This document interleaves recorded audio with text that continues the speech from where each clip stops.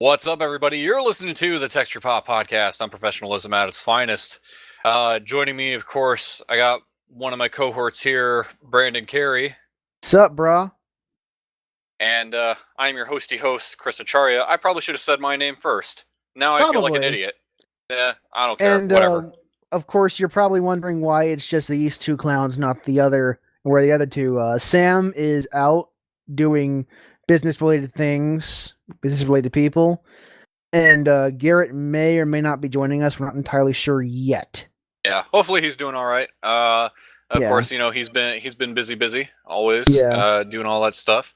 But of course, got any emails or questions for us? Feel free to send us some questions, comments, stories, or maybe just something stupid you want to hear us say.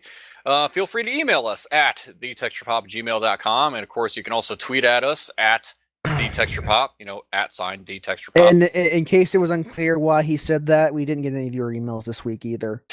Yeah, I know. I almost feel like it's going to start getting a little sad if I keep stating that every week. Yeah.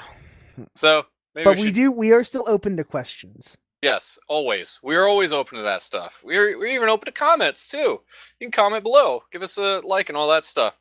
So, moving right into it, a couple pieces of news that we wanted to cover. So, first off, GameSpot to experiment with retro game and console trade-ins. So far, they're only doing this in locations in New York and Birmingham, Alabama, according to a story from Eurogamer. Yeah, I read about that. That's interesting. I think it's a good idea, although at the same time, I would be a little fearful for how they do it versus You mean you're worried that they're going to gouge the prices up to hell? Which they probably are. They probably are. And the thing is, I do have some concern for some of the mom and pop stores that you do see around local neighborhoods that do still deal in old games that GameStop, has normally not even cared to touch. That is going to drive them out of business, you mean? Yeah, depending on how things go. I mean, because there are some people around here, especially, I know we still have at least... there's at least like a good 2 or 3 locally owned video game stores that they deal in like older games and stuff, as well as like stuff that is current gen. And I know some folks that would prefer to go to them as opposed to GameStop. And it's not uncommon to hear people shit on GameStop for various reasons. Yeah. For the consumer experience that you sometimes get there.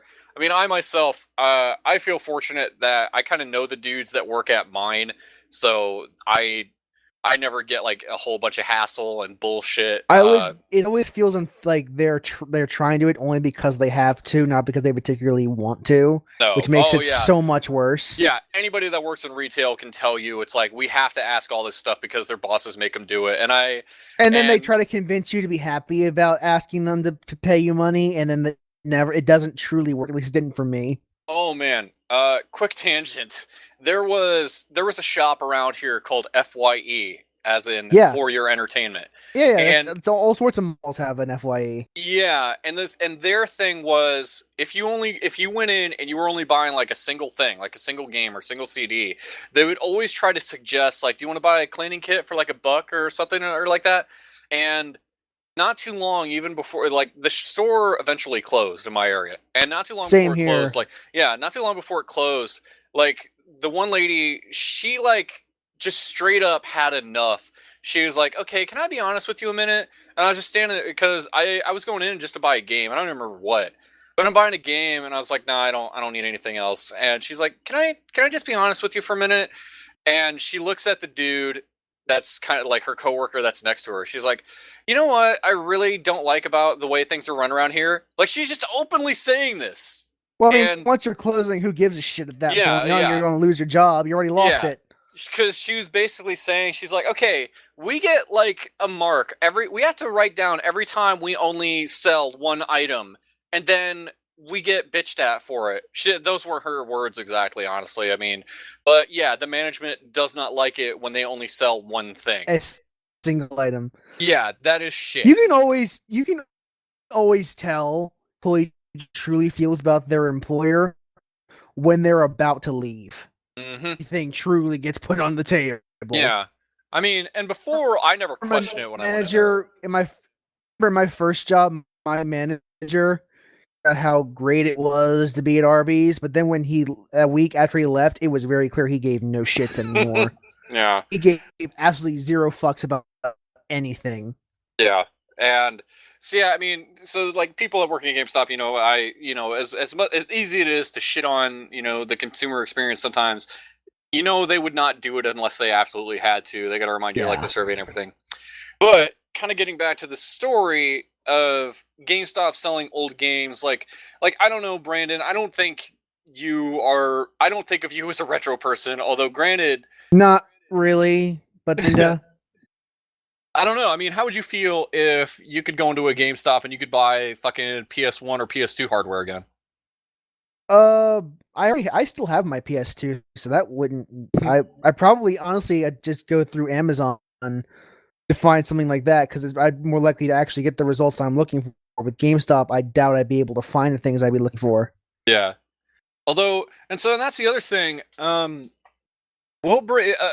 to this, GameStop assured users that it will only sell retro goods that are tested working order.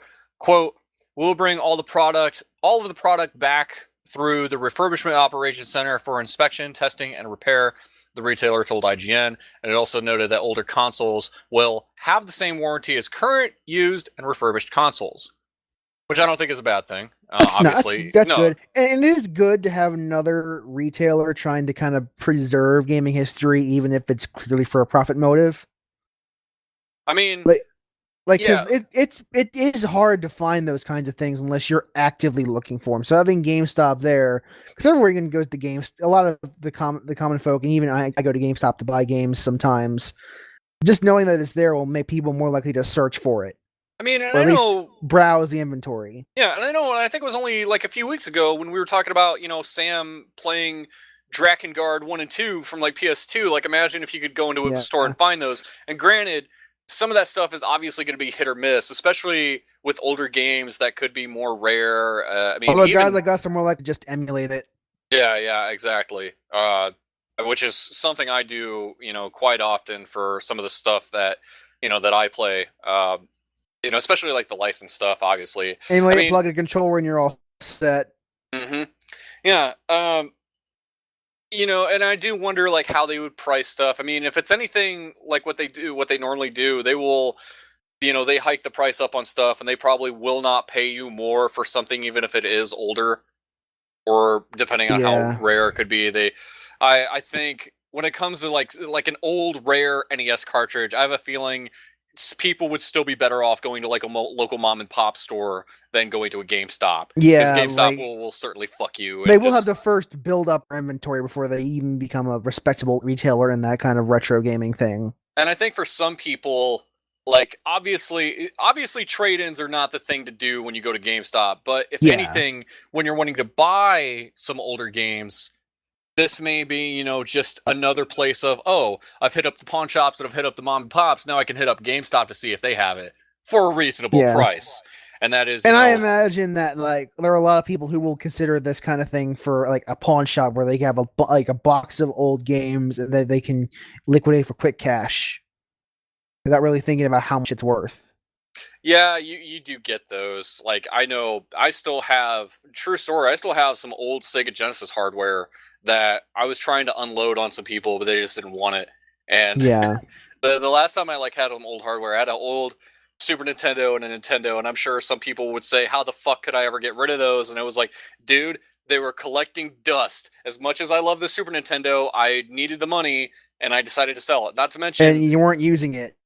No, like a lot of the Super Nintendo games I had were just collecting dust. And the thing was, I didn't have as many Super Nintendo games, I didn't have like a lot of the legendary stuff. Like I had Mario and Metroid and Zelda, and that was about it. And like the first Mega Man X, but there was still a good number of Super Nintendo games I didn't own. And now it's like I have more stuff that I bought on like Wii Virtual Console. So that's the other thing with digital emulation, all that coming in. There was not a whole lot of need for this as much as there used to be like 5 or 10 years ago. The thing I will say though, when it comes to licensed games, You know those Yeah. things do not get re-released often. Yep.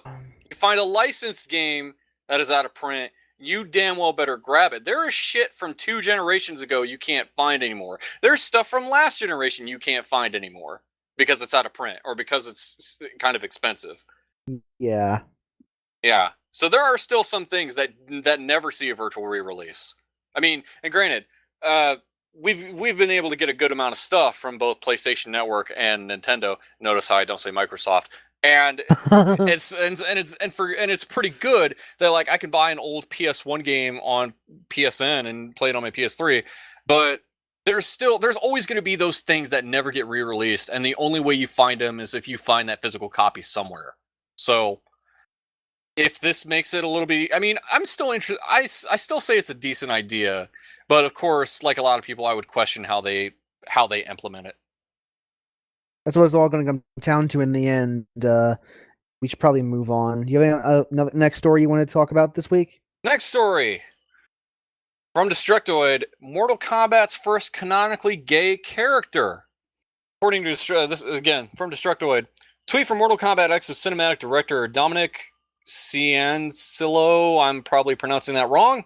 Let's go with it. Yeah, suggests that Kung Jin is the fighting franchise's first canonically gay character.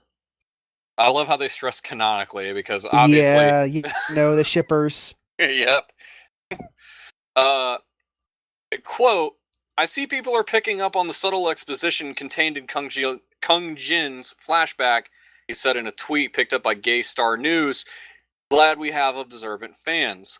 So what he's getting at here, Kung Jin is a new addition to the recent Mortal Kombat X, and there is some dialogue between this character and Raiden is asking him why didn't he join, the Shaolin Temple, and he basically said, I can't. And Raiden basically tells him, they care what is only in your heart, not for whom your heart desires. So it's kind of a subtle drop that he might be a homosexual character. And the reason I give them props on this is because fighting characters in fighting games 9 times out of 10 are usually the biggest fucking stereotypes you ever see. It's like, this is a Russian. You have like 30 characters, so you gotta make them stand out some way, and that means you have to appeal to stereotypes. It's like, look at Dalsim. How do you know he's Indian? Because of the 3 shrunken fucking heads around his neck that no Indian person wears. Ever. And you would know. You would know. Stretching your arms is not yoga, you idiots. But, yeah. And like Kung Jin, it's like, the fact that you have a character in a fighting game who is homosexual and doesn't wear it on his sleeve, it's just like one of those things. Like, there used to be a time in fighting games, it's like, yeah, this guy is like this guy isn't just African American, he's super African American with the biggest afro ever, like just stuff like that. But and he speaks some quote gangsta rap. Just stupid shit in fighting games. And he's straight pimping. Yeah, granted, fighting games have gotten less stereotypical. Although I still can't say the same for some games like fucking Tekken. There are some characters in Tekken that are just the fucking worst. But yeah, I think it is. Yeah, I think it's interesting that not only do you have a homosexual character in your game, doesn't wear it on his sleeve, and they don't go out of their way to highlight that about his character. Yeah, that's a nice touch. It's a thing that's about that is about him, but it's not the sole thing that he identifies as. Yeah, because you see that in like a lot of movies and other video games, like the fact that this character might be gay, and it's like that's what embodies their entire personality is just how gay they are. Like that's just no, you don't do that, idiots. Like and like it's the same thing with like ethnic characters as well, as like this character is Hispanic. Why? Because he wears a sombrero or a poncho and he eats tacos. Like just racist shit of like you like dude like that shouldn't be the only thing about his character that you notice. So, but again, fucking fighting games. I think it's a good thing, and I would hope to see more of this. That and again, it's like I love the fact that it was subtle. They didn't have to go out of their way to drive the point home. So Yeah, I got you. I think we should probably move on after this because we're kind of repeating the same things over and over. yeah. All right. So our next story, and I think you brought this up earlier, is that Yeah. Nintendo is bringing Unity to 3DS and Wii U. If I'm correct there. 3DS and 3DS XL. Oh, okay. So only the 3DS. All right. The Unity engine is now supporting those two portable consoles. Yeah. Now that I think about it, I think there've already been Unity games on Wii U. If I'm not mistaken, I don't know. Yeah. Okay. I think there has been. I think. And Yeah. the only reason I bring this up is because Nintendo is usually, when it comes to things like this, a complete dinosaur. Yeah. So, I mean, keep going. well, the only thing I was going to mention is that Nintendo is no stranger to indie games, obviously. But Unity being what it is, you have to wonder if Nintendo would look. I mean, in the past, you would wonder if Nintendo looks at Unity and thinks, this doesn't really live up to our kind of quality standards. And the thing is, Unity is a good engine and it can do wonderful things. It's just difficult to do that. And the fact that it's open source is because for every one Guns of Icarus? Yeah, Guns of Icarus. Because that's a Unity game, and it looks gorgeous. And for every Guns of Icarus, you've got at least 100 other pieces of shit out there. Another generic zombie survival game full of prepaid assets. Yeah, it's just shit thrown together or stolen from like other games. That Jim Sterling has been going on a tear for good reasons. Yeah, but now we get to see it on 3DS and 3DS XL, which I think is good. I remember Nintendo was really weird about, like, they welcomed the idea of, like, Western developers as far as, like, indies went, but they didn't want, like, Japanese indie developers for some odd reason. Yeah. Which I want to assume they've gotten past that nowadays. I hope so, because otherwise the Wii U probably still going to be a bit in the hole despite having all these good first-party titles. Always Nintendo's problem is that they have a ton of really good first-party games, but none of the third-party games. Well, considering Nintendo's history, there are a lot of times where I can't always blame third-party developers from shying away from Nintendo. Oh, absolutely. I'm not saying that the third-party developers are at fault. It's totally Nintendo's fault. Oh, yeah. Yep. Yeah. But it is good to see, they're supporting Unity on... I mean, the 3DS is unquestionably more popular than the Wii U. Yeah. And I'm sure some people would probably say more popular than the Vita. I mean, the Vita is a good piece of hardware. We all love it. It's not... It's pretty clear that it's outsold the Vita by a landslide. So... and it is so. Yeah, I mean, it's a good thing to have this popular platform that people would want to develop on. I mean, there's about to be a number of indie developers that are like, oh, I could put something out on the 3DS eShop. That'd be great. There's a lot of people that love stuff on there. Yeah, I would look forward, to seeing what indie games do get released on there. And so it's one thing to say that, you support Unity, but it's another thing of getting through whatever approval process Nintendo has for getting your game on there. So we'll see how this comes in, but I still think in general it's a nice step from an otherwise really old-fashioned company. Yes, very. That we've gone multiple times and mentioned. Mm-hmm. And that does it for our news this week. So, getting right into our usual shenanigans of gaming and the like. So, Brandon, what have you been doing with your shiny new laptop that I know you got? Yes, I believe it was during last weekend, like the day after we finished recording the last episode of this podcast, right before the last episode went up, my laptop's monitor broke. Flat out just stopped working. So I took it up to a couple of repair people I know, and they told me what I basically expect them to say, which was it would be much cheaper to buy a new laptop than to replace the monitor on this laptop, and you'd probably be better off for it. And I knew it, but I went anyway just in case. So the next day, I went over to Best Buy and got myself a new laptop, a Lenovo Edge, and it's been doing pretty good. I finally got all my old programs installed. I lost a couple of text files, but in general, most of the things that I cared about are either on the cloud somewhere or on my backup hard drive that I had on me.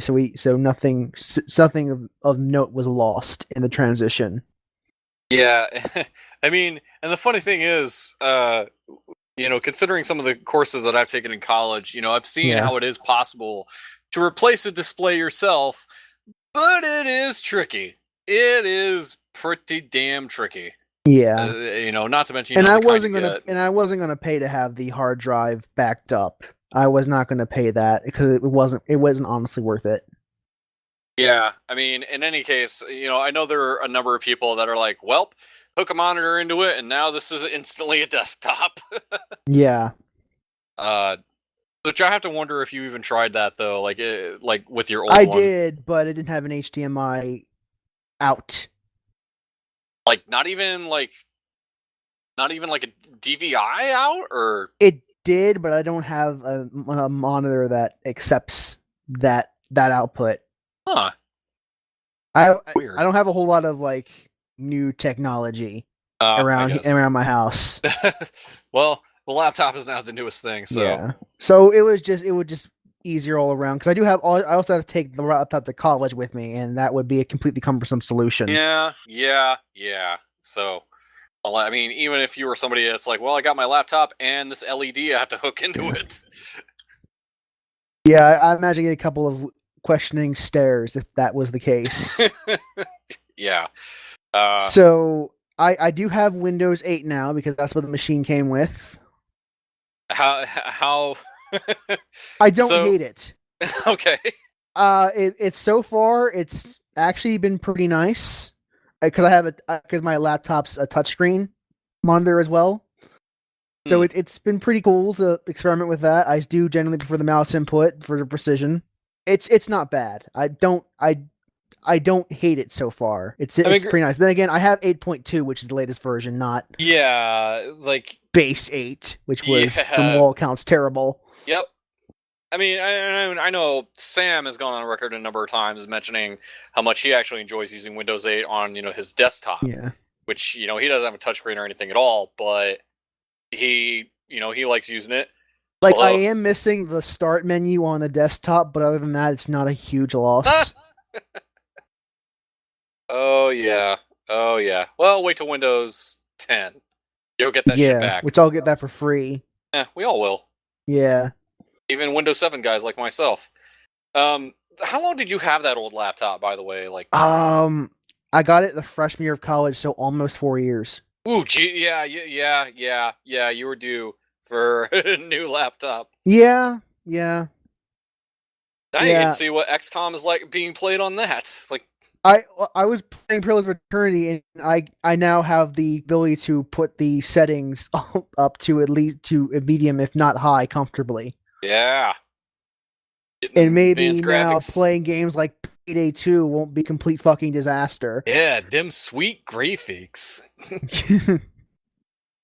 Them sweet frame rates, because I was barely pushing 15 frames per second on the last laptop.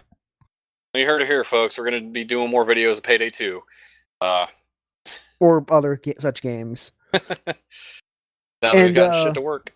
The other big thing, aside from like my usual gaming and stuff, is that I decided when I wrote my Dragon Age Inquisition article last week, I decided that for the first time I was going to put it on Reddit. So I did that, and it actually ended up being largely successful. I got about 600 upvotes, over 18,000 views in the past few days. Jesus. And then what happened after that is that at Otaku, their weekly links to cool editorial stuff they find from on the web, my article got into those links. Yeah. Kotaku senpai noticed me. Patrick Klepek saw your shit. He was all up on your stuff. I know for him it's just like another article that he saw, but for me, that's special. I mean, and I'm sure guys like him, and I know he used to do this on Giant Bomb as well when I followed his work. Yeah. He's always been really good about trying to find stuff that would make you think in a different way. So the fact, I mean, and granted, like, it's not like one of the main things he talks about, but like he provides links of like, oh yeah, you should totally check these out too, which was pretty interesting. So, I mean, So yeah. clearly, this whole Reddit thing, this experiment, was a bit of a success. So the So next now time I have an article that I deem worthy enough, because I'm not going to put every piece of shit on Reddit, I may put it on and we'll see what goes. I imagine because Inquisition's still a relatively new beast, it struck a chord in a lot of people. yeah. Uh, not to mention, I mean, I wouldn't call Inquisition polarizing, but you do get like a There good have number been of heated people like, discussions about Inquisition, yeah, absolutely, of whether or and not if it a is as lot good of as critics people claim. just used my article as ammunition to fight, which I am really mind, honestly. We're still talking about it, and that's all I want to do is I want us to have some people talk about it. Nice. So that was a really, really interesting experience to be suddenly somewhat popular, if only for an hour or two. Yeah.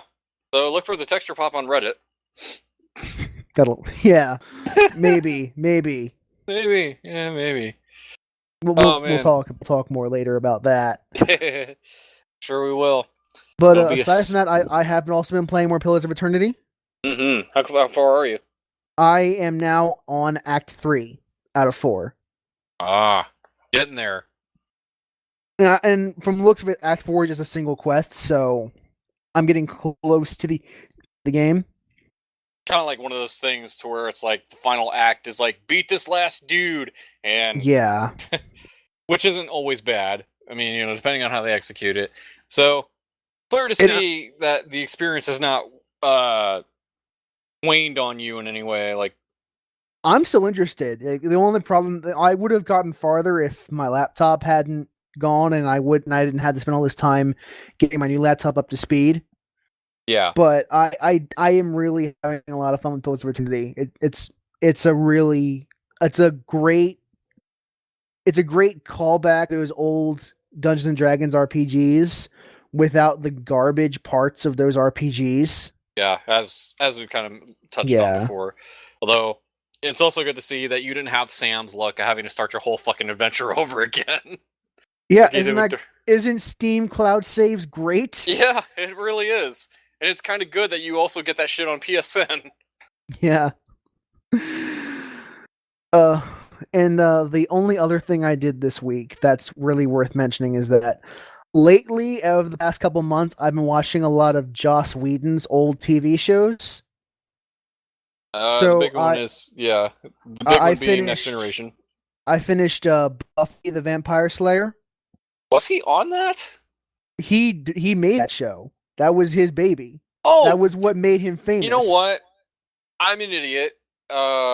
Because for some reason I'm thinking of what's his fuck who played Will Riker.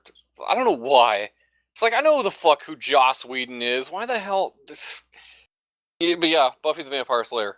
Yeah, that was his baby. Yeah, he was a producer. And I've also finished Angel and Firefly.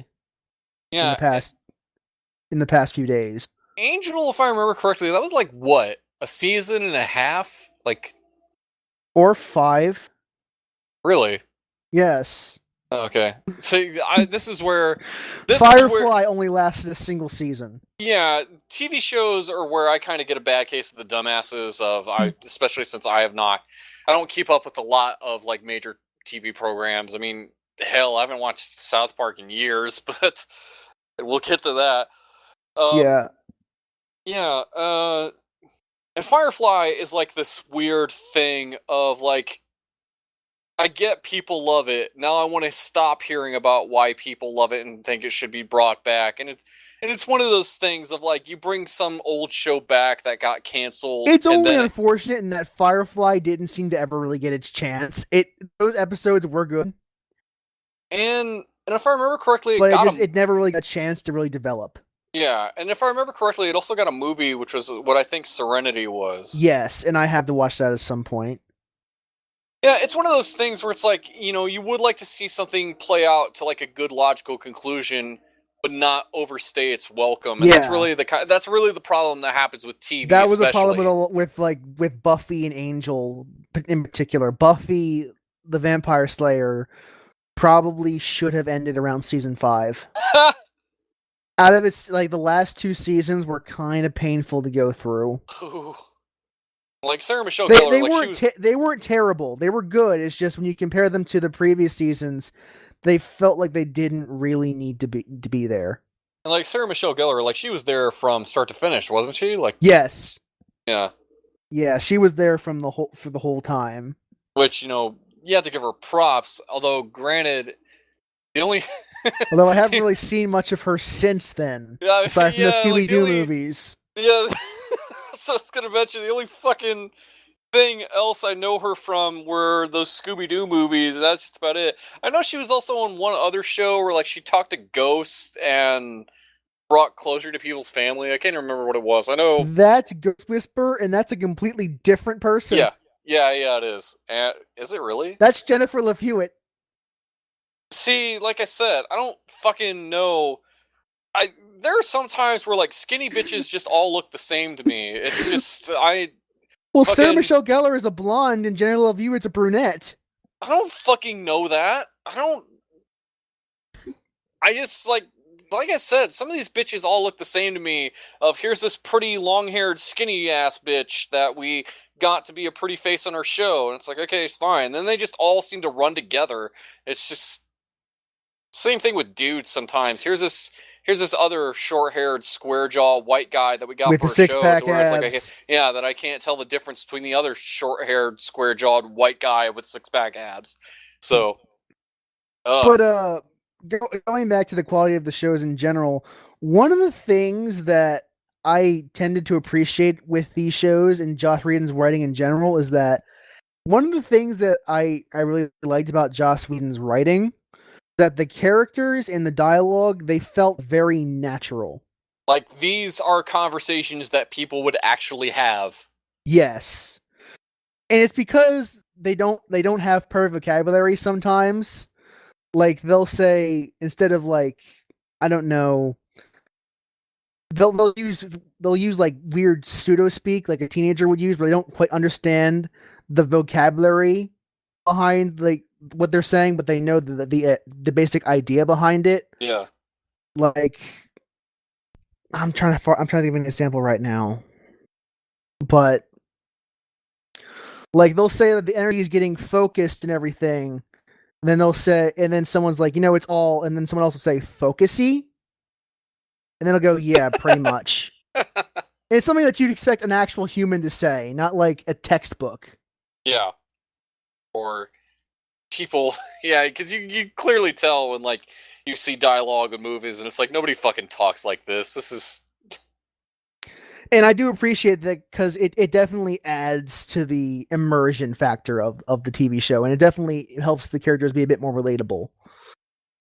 And the other thing that I noticed that he did particularly well in his writing, and just in that general sense, is that he is very self-aware when he writes his scripts. He is totally okay with using cliche tropes, but when he does, he will fully acknowledge them. When he's doing the subversion, he will fully acknowledge that. Like, it's like a lot of there were a lot of jokes about Buffy the Vampire and Buffy the Vampire Slayer where every supernatural thing you think of exists except leprechauns. For some reason, like whenever someone mentions leprechauns, one of the supernatural experts will go, "That's absurd. Leprechauns don't exist." Okay, but everything else does. It's like this guy turns into a werewolf, man. But they're totally okay with acknowledging the silliness of things and then subverting other things. Yeah, which is good. So like if it was made in a post Twilight world, people would make cracks about Circle Pyres if Joss Whedon was writing it. It's like so out of these 3 shows, like what do you think you enjoyed the most?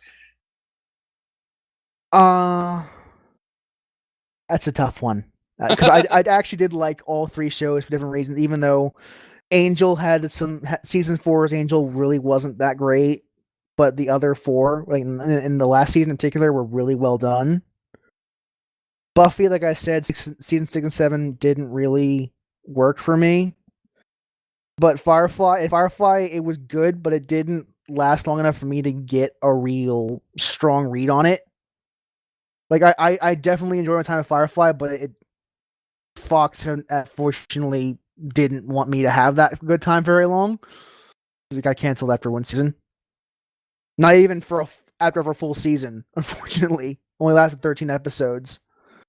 Yeah. So I would probably say Buffy is my top one because Angel was a bit more serious than Buffy, whereas Buffy was a bit more of a hopeful tone, and I tended to go for that more than I did Angel's more serious style. Yeah, and you gotta remember, this is the guy who directs the Avengers. Yeah, and Firefly's last just by default for the fact it didn't last as long as the other two. Yeah, as well it's not fair to Firefly, but it's the truth. And it's like, everybody just loves the shit out of Nathan Fillion from it, although I don't know anything else that Nathan Fillion has ever been in. And he was just like... What? He's in Castle. What is Castle? It's an ABC show about a novelist who helps his police detective partner solve crimes. Is this a show that is on currently? On ABC, yes. Okay, that's probably why. He is Preston. He uses his contacts with the mayor to get into the precinct and working with them, and he uses it as justification to get close to her, and they end up marrying in around season 4 or 5. Oh, I see. Yeah, I'm sure there's some people that are like, you don't know what the fuck Castle is? What's wrong with you? It's like, I don't watch TV that much. I don't really care to watch TV at all that often. I watch YouTube more than anything, obviously. Yeah, it's a good show. It's definitely worth watching. Yeah, I'm sure it is. I just remember, like, probably even before that show aired. Well, depending, not like I would know. I would assume it was probably before 2005. You mean the first season of Castle? Well, after 2005. My bad. I mean, yeah, it was well after 2005. Yeah, but only on like the 6th or 7th season, so it hasn't been that long. I mean, like around that point, it was just like fucking people wanted Nathan Fillion to be everything in every movie ever, and I'm like, I don't. It's like, okay, he did it. If he's a good actor, that's fine. But it's like, for fuck's sake, it's you guys act like this guy's. You don't want to Nolan North him, do you? No, exactly. It's like if he was in every single movie and every single thing that you ever get wanted sick of him him to be eventually. in, yes, you would. Like just nerds, like if any kind of heroic character, like oh, Nathan Fillion should be Nathan Drake or whatever. It's like, why? He'd be a decent Nathan Drake given his performance in Firefly. I'm sure he would be, but I don't care. It's like, I don't know. I don't have anything against Nathan Fillion, and I know this is not really a big thing now as it was back then, but back then it's like you just wanted to tell people, like, man, just shut up about Nathan Fillion for once, all right? It's like, I get it. You like him. Go jerk off to his pictures or whatever you do. Just, yeah. That's the title for this week's show, Jerking Off on Nathan Fillion, and I don't want to be the one that makes the image for that. I'm the one that does, and you know what? I'm not going to do that. Oh no, nope. Let's get that idea out of our heads. You're the one that put in our heads. Yeah, unfortunately, now I'm taking it out. Oh god, as I yawn during the show. Yeah. So that was my week, and I'll find something else to watch in my downtime while I'm playing games. Because that's how I watch these shows. I do it while I'm playing games. I don't know how you could pay attention doing that. Like I try. I pause it when important story bits are happening, but like during the general like if I'm playing Far Cry, I'm doing a bunch of side collectible shit. I can afford to zone out and I don't need to use my whole brain just doing collectibles. I can use part of it to watch a TV show while I'm doing it. I could see that, but like podcast style. Even me, like, there's no way I would just be missing shit and having to rewind stuff. True story. That happens every once in a while, but it doesn't happen too often for me. Yeah, I tried to do that once when I was binging on Heroes. Like I was watching that show on DVD, which By the way, if you're curious what my thoughts are on Heroes, I no longer give a shit. Hey, there's a new season coming out. I don't care. And no, I was binging that show for a while, and at the same time, I was trying to play something on my PC, and then like something would happen, and I would miss it, and I got to rewind it again. So I was like, well, fuck, I got to sit here. It's like the act of sitting there and watching a show for 1 hour is actually difficult for me. Like I feel like I need to be doing something. Yes. Like it's like for me, I find I can watch no more than an hour of TV a day. Like, no to more, me- or else to I me- will get bored. like a movie can still kind of hold my attention, but like the act of watching like a TV show, I kind of feel like I need to do something else. And sometimes like I can't. Yeah, like I can watch an hour and a half of TV, like because I just fast forward through the commercials, so that ends up being effectively an hour. DVR. But Yeah, but even still, it's like sometimes I can only watch something when I'm tired and it's like I want to relax, and even then I'll fucking pass out sometimes. for me my primetime watching is typically after lunch. Yeah. So yeah, TV shows on the TV. And if you're wondering if you should watch Heroes, I'm not gonna stop you, but it's just this is my overall thoughts on it. Powers is a more interesting show, by the way, which I've watched that.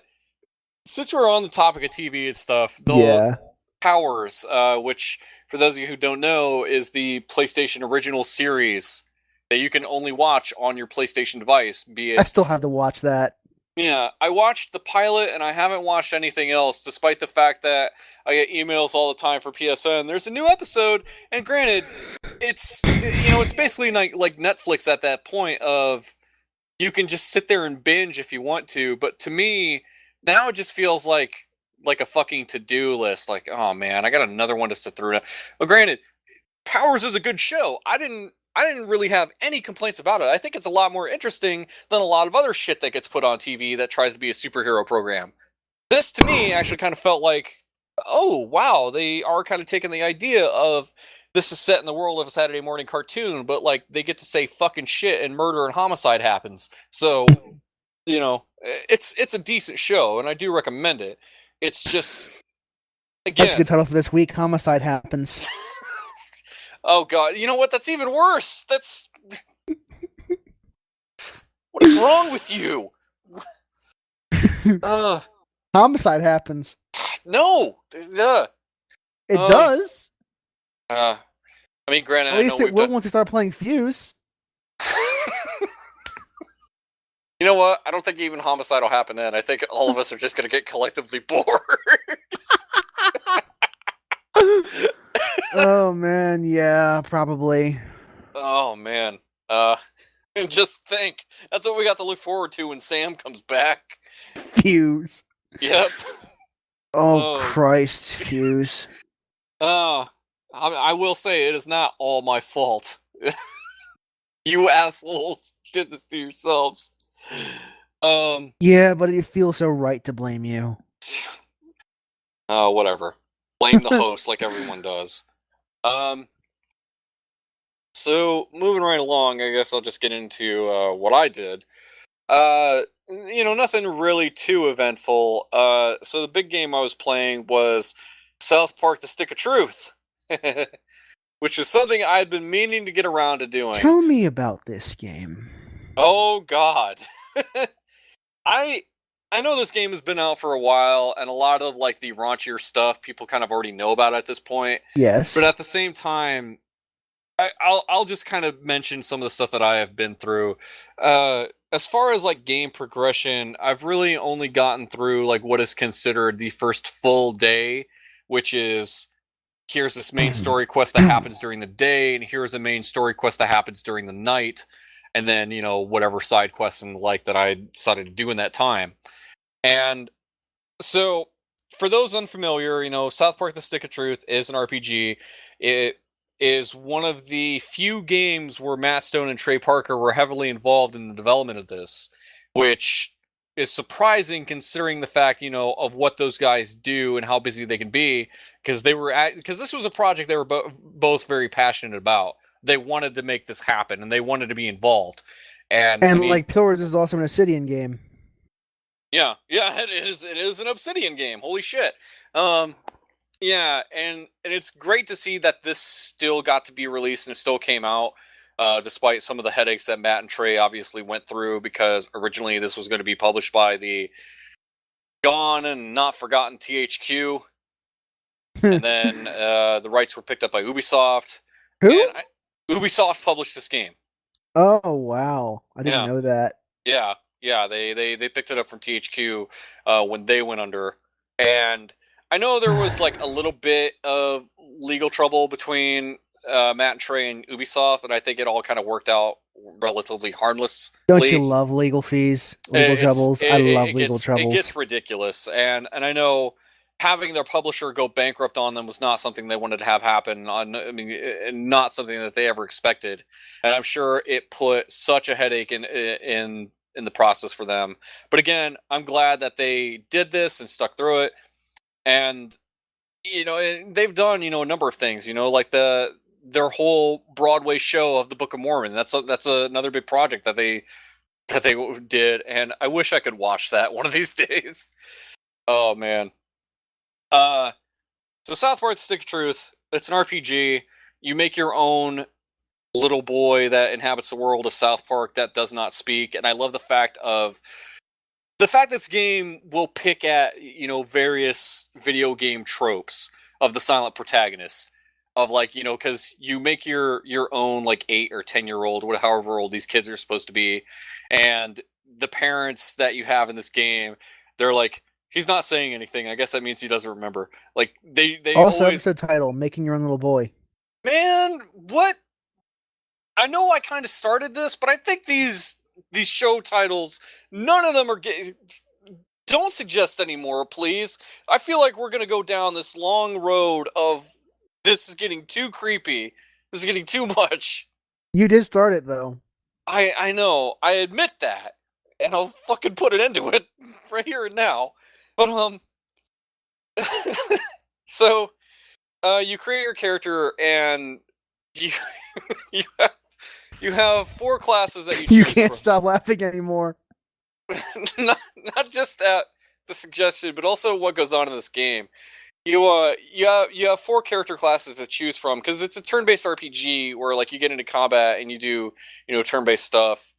And right off the bat, the graphical look of this game, many people have already seen it by now, but it's pretty much, here is the show. You are playing an episode of the show, and that is it. If there's any 3D graphics in it at all, it's basically just for the few times if you ever see 3D animation in the show, which does happen. I think I've seen it once, and that was with a UFO. But basically, it's the show. I know the word Mosey gets brought up, which I think is the actual program that the show animators use. I remember, I think it was a Giant Bomb Quick Look. Brad was kind of thinking he wouldn't be surprised if they just took the elements out of Mosey and just put them into this game, which I wouldn't be surprised either, But create your character. You got 4 character classes to choose from: fighter, mage, thief, and the class that I picked, which is Jew. Which is, by the way, what does the Jew have? The thing that I have noticed is, because there's no class-specific armor or weapons, you can carry whatever you want and equip whatever you want. A lot of it has to do with the abilities that you get. So melee, fighter, you get special attacks that because you have power points that you get in every fight, and fighter, obviously you get melee focused special attacks. Mage, you get magic and the like, and thief probably gets behind the back attacks or something like that.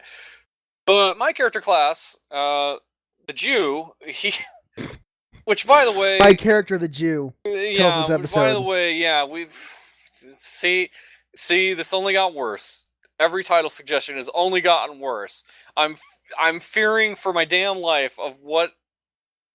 If we suggest something that's just super horrible and I start laughing at it, I'm going to hell. I'm on my way to hell. Have you heard the show? We're already going to hell 10 times over.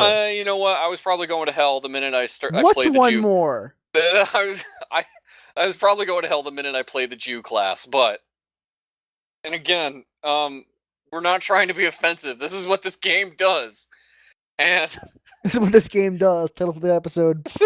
yeah, we'll go with that one. That one's not horrible. But yeah, that's the thing with like this game has fully integrated the South Park sense of humor of like if you're easily offended by stuff, don't play this. But if you don't mind that shit of poking fun at every single race, ethnicity, religion possible, then feel free. You know, it's like there are some episodes of South Park, like Matt and Trey describe, where they say like you're either on the train that this episode is going for, or you're not. And that is pretty much this game. You're either with this or you're not. You already know who you are if you're buying this game. And, yeah. And granted, like a lot of people kind of wonder, it's like, you know, well, I like South Park though, but I'm not into RPGs. You know what? You'll still be okay with this because this game is kind of light on RPG stuff. Although granted, you do have like a really good inventory system. Like I said, there is nothing character or class specific about the equipment that you get. So the classes, what separates them mostly is the special abilities that you have. So my character, the Jew, he has an ability. Did you stop saying my character, the Jew? That's what he is. He has anyway. So my character, he has. So I've gotten like 3 abilities so far. Swear to God, this is what they are called in the game. There's one ability called. God, how bad can this be? There's one ability called the Sling of David, where you cast the first stone at an opponent, which. Yep.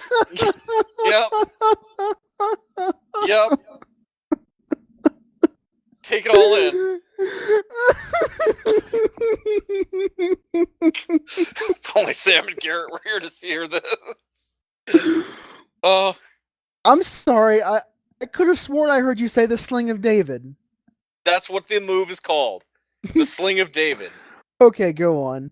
And you basically like sling it at your enemy. And by the way, the status effects in this are priceless because you do get like some typical kind of RPG stuff, like your guy is on fire, or your guy is poisoned, or he's bleeding. There's also status effects of like your character is grossed out, so he vomits and loses health points every turn, or your character, or like, and you can do that by like you'll get like moves that let you fart on enemies, and they'll be grossed out and start throwing up, or in some cases. You can throw your own shit at enemies and have them grossed out. I'm not joking. If a shit nugget is something that can be in your inventory in this game. Yes, this is a South Park game. You know what you're getting into from the start of it. As well as the other status effect I've noticed, which is pissed off, which is basically enemies are angered and they will target whoever pissed them off. Yeah, it basically is. So you have the Sling of David, which will piss off enemies. And you also have the Circumscythe, which will cause... my God. Yep. Even I would recommend that as a title for this episode. Yeah, Circumscythe. That'd be terrible. You know what? I am recommending it. You're worse than I am. Yep. Well, we made our decision. We're both going to hell, so in a handbasket. So yeah, the Circumscythe, which will cut through enemy shields and cause bleeding damage. And that has all sorts of interesting connotations I don't want to get into. Well, it doesn't help that the character animation, like he seriously pulls out a small knife, and you see him like scrape off the crotch. Like it's just the animation does not help in this game. And also, the other ability that I have is called Jiu-Jitsu. I repeat that. My character has an ability called Jiu-Jitsu. That is the other potential title of this episode. Yeah, Jew-Jitsu. Jiu-Jitsu. Yep. Where you use the ancient Jewish martial art to stun them. That's the description. Ancient Jewish martial arts. Yep. You thought Wolfenstein: The New Order was anti-Semitic. Ancient Jewish martial arts. That's what the game says. Oh, yeah. I had to play that class because I was wondering to see how far they go with Because it. you had to. Yeah, I wanted to see how far this game goes with it, and it'll go pretty fucking far. There is no wasted potential in this game. I mean, This is not South Park Light. This is actual South Park. This is, and the fact that this is a video game, they can say stuff like fucking shit and not get censored. There's also been some nudity I've seen so far. Like, if you're, like, you actually get to run around, like, the overworld is essentially the town of South Park, which is actually really good. And if you're a fan of the show, like, you would know, like, oh yeah, this is where the store is, and this is where the church is, and all that stuff. You can actually go around those areas, and it's pretty cool. But like, there are like random like neighborhood houses, and like you can just open the door, and there'll be like, I don't know, some dude just jerking off, and he'll get all mad and lock the door on you, or like one door opens, just some naked chick that's right there, another door just like, this is just a neighborhood filled with perverts. It's like, yeah, it's like I go door to door. It's like there's people fucking like right there in the doorway, and it's like, who does that? Yeah, and the story is like, essentially it kind of starts out as like you're the new kid that moves into town, and you end up getting caught up in Eric Cartman's like D&D live action role play game that him and the other kids around the neighborhood play, which is also kind of fun and introduces like the whole kind of RPG aspect of it. Like, I love how like in the tutorial battle it's like turn based. This is lame.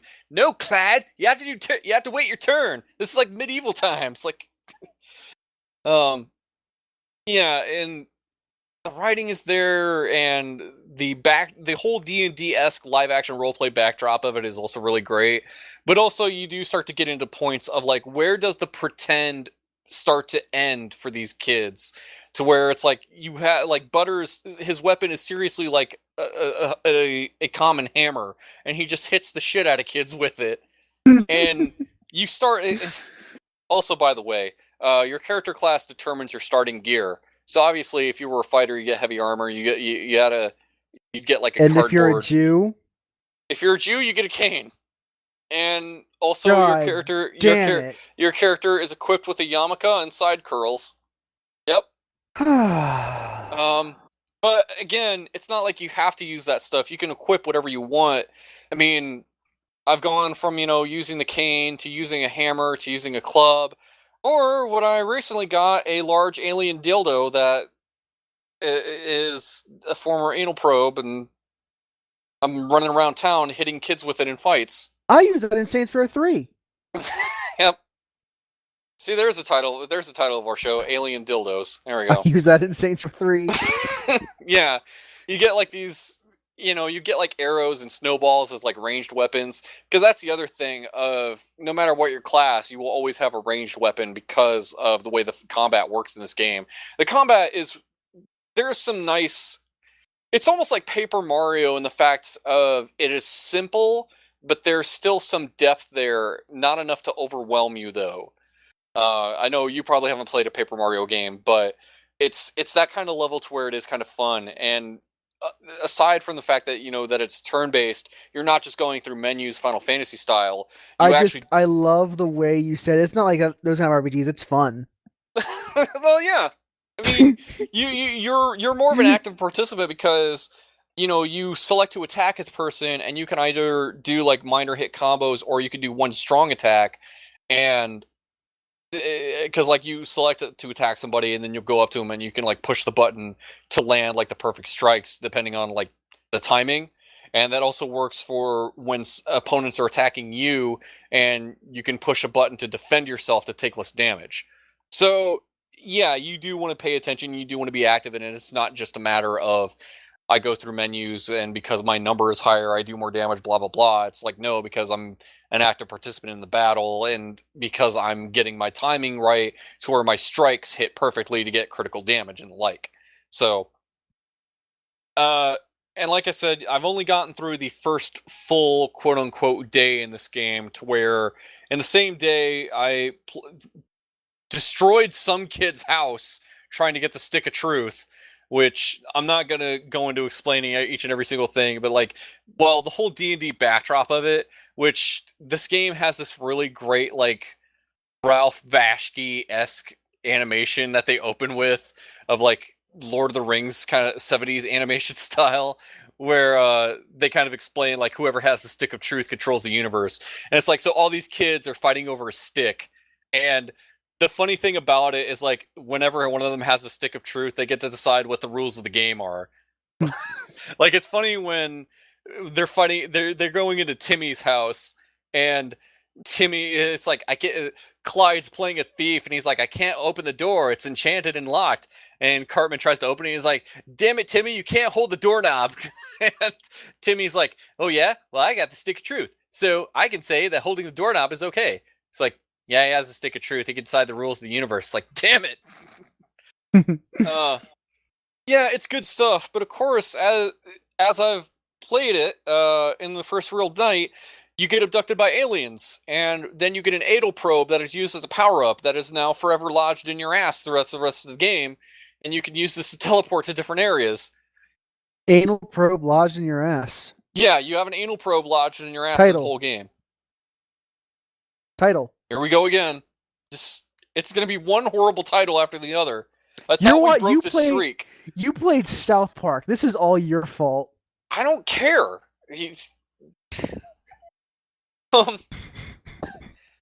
So, yeah. A lot of this is probably no surprise to anybody who like actively watches South Park. I mean, I haven't. I mean, I've watched South Park for a good number of years, and then I just kind of.